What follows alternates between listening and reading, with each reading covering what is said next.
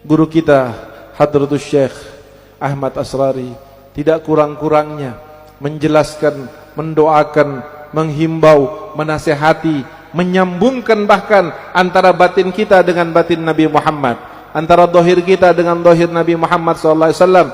Hal itu karena rasa sayangnya kepada kita.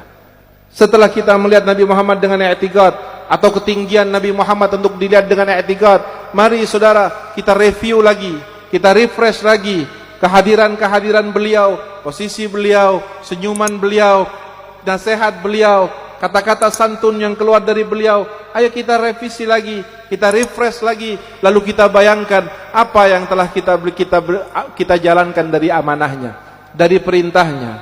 Saudara yang dirahmati oleh Allah, mengingatkan untuk lebih mengenal untuk lebih mencintai untuk bisa mengikuti dengan sebaik-baiknya dan ma'rifah. Saya bersyukur kepada Allah karena beberapa 10 tahun lebih Allah izinkan untuk kenal dengan sosok seperti Hadratus Syekh Ahmad Asrari Al-Ishaqi. Saya bangga, saya bersyukur kepada Allah karena dalam perjalanan itu ada hal-hal yang bisa saya ceritakan dan juga ada yang tidak bisa saya ceritakan.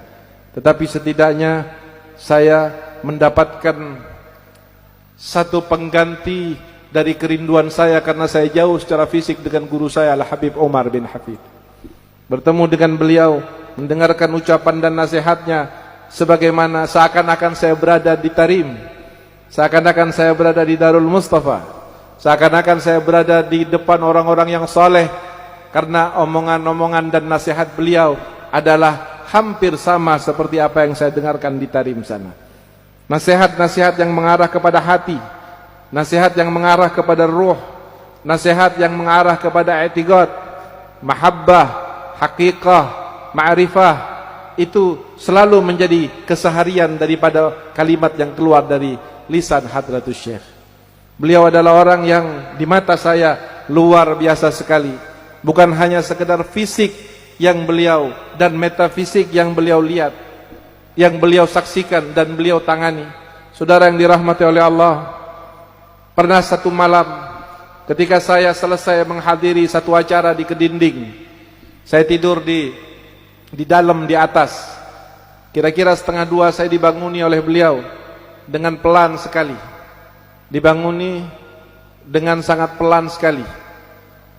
Dan beliau tidak mengatakan apa maksudnya. Menunggu sampai saya melek matanya dan saya duduk, baru kemudian beliau menyampaikan. Beliau mengatakan, Habib, kalau ndak capek barangkali mau ikut saya hadir pengajian. Saya bilang mau, Yai. Ndak usah mandi, tidak usah pakai sorban dan jubah, cukup wudu saja, nanti turun ke bawah. Saya masuk ke kamar mandi wudu, lalu memakai baju, lalu saya turun ke bawah bersama beliau. Di depan ruangan kaca yang besar di dalam itu sudah ada 3 kursi. Satu kursi sudah ada Bang Nur yang duduk. Mungkin banyak yang kenal dengan Bang Nur, almarhum, salah seorang yang sebelum masuk Islam dia telah bermimpi melihat sosok guru kita Hadratus Syekh Kiai Ahmad Asrari. Lalu kemudian dia dari non-muslim, maka kemudian wajah itu selalu membayanginya dan dia mencari wajah itu dari tempat ke tempat, dari tempat ke tempat, sampai kemudian Allah pertemukan Bang Nur rahimahullahu ta'ala dengan Hadratus Syekh Ahmad Asrari rahmatullah alaih. Pada malam itu pengajiannya, ketika saya turun saya heran, pengajian ini kok tidak ada orangnya, kursinya hanya 3, tempatnya di halaman, tidak ada karpetnya. Saya di dalam hati berpikir, mungkin inilah salah satu keistimewaan dan keistiqomahan beliau. Kita tahu Hadratus Syekh kalau sudah mengatakan pengajiannya jam sekian, ada orang, tidak ada orang, beliau adalah orang pertama kali yang datang dan duduk. Dan beliau akan mulai ada orang atau tidak ada orang. Tapi di situ saya menemukan jawaban. Ternyata saudara, kalau toh majlis belum ada orang, lalu kemudian belum beliau memulai, bukan berarti tidak ada yang hadir di majlis itu. Karena pada malam hari itu telah membuktikan kepada saya, ketika kami duduk bertiga, maka kami disuruh oleh beliau untuk membaca salah satu salawat dan satu surat daripada Al-Quran. Maka ketika selesai kami baca itu, saya duduk bertiga, saya di sebelah kanan, beliau Hadratus Syekh di tengah, dan di sebelah kirinya Bang Nur. Maka ketika dengan tiba-tiba saudara, halaman yang luas itu, yang kemudian ada pagar di sebelah kanan, di belakang ada pagar, di depan itu ada pagar, dan di sebelah kanannya ada musola kecil, musola dalam yang biasa beliau salat di situ, dan saya pernah salat Jumat bersama beliau. Begitu selesai kami membacanya satu ayat yang terakhir, maka tiba-tiba di hadapan kami ini penuh dengan manusia, dengan makhluk yang bentuknya luar biasa, belum pernah seumur hidup saya saksikan. Ada yang kepalanya besar, badannya seperti jempol. Ada yang badan dan kepalanya sedang, tetapi telinganya sampai ke tanah saking panjangnya. Ada yang bentuknya normal tetapi telinganya besar seperti gajah. Ada yang matanya kecil tetapi ada yang kepalanya kecil, matanya besar. Ada yang pakai anting, ada yang pakai gelang, ada yang pakai tanduk. Semuanya berada mulai di hadapan ini sampai di pagar-pagar itu berdiri orang banyak sekali. Makhluk itu banyak sekali. Saya kaget, tetapi saya tidak bertanya pada saat itu. Beliau tidak mengucapkan satu kata pun yang didengar oleh telinga. Tetapi itu, makhluk-makhluk itu sesekali bersalawat, Allahumma salli alaih. Sesekali mengatakan la ilaha illallah. Sesekali mengatakan amin, amin. Padahal saya tidak melihat Hadratus Syekh berbicara sepatah kata pun. Dan saya kemudian meyakini bahwa ada bahasa yang dipergunakan oleh beliau untuk berdialog dengan makhluk-makhluk Allah selain daripada jenis manusia. Dan setelahnya saya bertanya, siapakah mereka Yai? Beliau mengatakan, itu santri-santri Al-Khidmah dan Al-Fitrah dari bangsa jin. Kesalahan kita yang terbesar sebagai jamaah Tariqah dan Al-Khidmah atau santri Al-Fitrah, ketika kita membiarkan jin lebih mencintai dan menghormati beliau daripada kita sebagai manusia.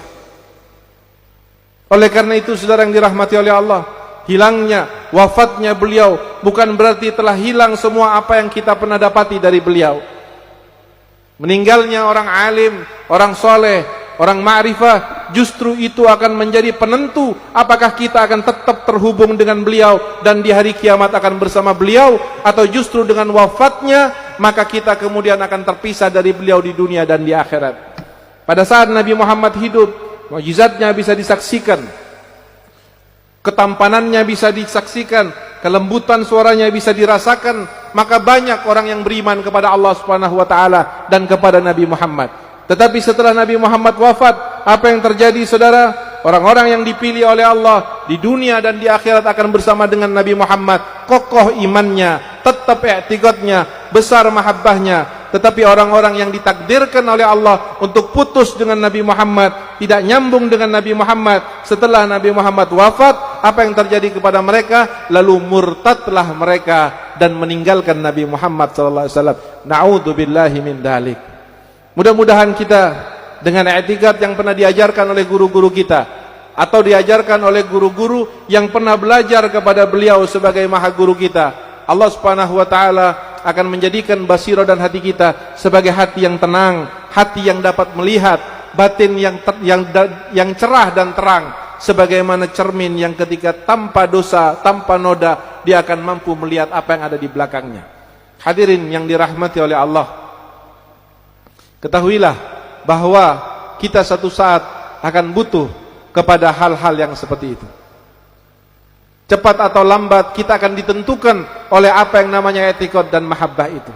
Sehingga mari saudara yang dirahmati oleh Allah, kita sebagai jamaah Al-Fitrah atau minimal muhibbin daripada para ulia dan para salihin, khususnya para muhibbin Hadratus Syekh Kiai Ahmad Asrari Al-Ishaqi, jadilah kita murid yang baik, jadilah kita jamaah yang baik, jadilah kita pecinta yang baik. Al-Muntaqabat dari buku beliau, daripada anda membuang-buang uang untuk banyak membeli handphone dengan model terbaru, belilah buku Al-Muntaqabat, jadikan itu nomor 2-nya Quran di rumah anda. Bukalah jika anda kangen dengan beliau, karena jika anda yakin maka Anda akan membaca buku itu dan Anda akan mendapatkan ilhamat ar-rabbaniyah dari keberkahan beliau, sehingga apa yang menjadi keseharian kita, perilaku kita dan sikap kita akan dirubah dan dicerahkan oleh keberkahan-keberkahan yang Allah turunkan kepada kita dengan sebab beliau. Hadirin yang dirahmati oleh Allah, mudah-mudahan sebetulnya banyak yang ingin saya ceritakan tentang beliau, termasuk bagaimana beliau ketika mengajak saya masuk ke dalam mall, dan di dalam hati saya berpikir, ternyata kiai ini sama saja dengan yang lainnya. Kok ngajaknya, senangnya belanjanya di mall. Pada saat itu saya bareng dengan Pak Satria Putra dari Bu Maharani setelah habis pengajian dari LIPI. Tetapi subhanallah, ternyata kejadian itu yang menambah mahabbah saya dan kecintaan saya kepada beliau. Tetapi waktunya sudah terlalu malam, saudara, dan para habaib kita sudah sepuh, butuh beliau untuk kembali beristirahat. Saya sekali lagi mohon maaf kepada para habaib dan ulama karena telah terlalu panjang. Tetapi kalau hati sebetulnya ingin sampai subuh bercerita, dan saya yakin jamaah akan tetap istiqamah mendengarkannya, karena ini bagaikan oase di tengah padang pasir, tandus dari kerinduan kita kepada Hadratus Syekh. Dan saya yang kebetulan punya air untuk saya berikan sebagai oase dan minuman kepada para muhibbin yang sedang kehausan daripada figur dan sosok serta zikrayat daripada Hadratus Syekh ini.